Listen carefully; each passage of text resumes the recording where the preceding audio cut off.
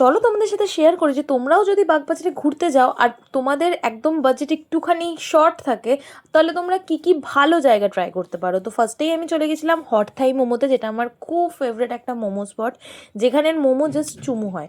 আর এখানের ভিড়টা দেখে বুঝতেই পারছো আশা করছি যে এটার ক্রেজ কতটা। তো ফার্স্টেই আমি নিয়ে নিয়েছিলাম হাফ প্লেট আফগানি মোমো, যেটার দাম 150 টাকা ছিল। সাইজ যথেষ্ট বড় ছিল, যথেষ্ট জুসি ছিল, আর খুবই ভালো ছিল। মানে তোমরা যদি যাও এখান থেকে এই মোমোটা অফকোর্স ট্রাই করতে পারো, তোমরা আশা করছি ডিসঅ্যাপয়েন্টেড একদমই হবে না। এটার লোকেশনটা আশা করছি তোমরা গুগলে পেয়ে যাবে। তাও আমি বলে দিই, বাগবাজারে যে গিরিশ মঞ্চ আছে তার একদম অপোজিটে এই লোকেশনটা, খুব ভালো বানায়, তোমরা চাইলে ট্রাই করতে পারো। তার পাশ থেকে খেয়ে নিয়েছিলাম একটা ফ্যানটা, তোমরা যেখান থেকে ইচ্ছা খাও।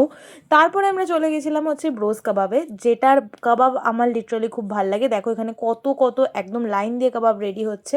আমি এখান থেকে একটু স্পাইসি নিয়েছিলাম, কারণ মোমোটা একটু সুইট টাইপ অফ ছিল, তো এটা একটু স্পাইসি নিয়েছিলাম। আচারি কাবাব, যেটা সত্যি বলতে খুব ভালো ছিল, দাম নিয়েছিল 70 টাকা। তোমরা মাস্ট রেকমেন্ডেড, তোমরা অফকোর্স এখানে গেলে এটা অবশ্যই ট্রাই করো।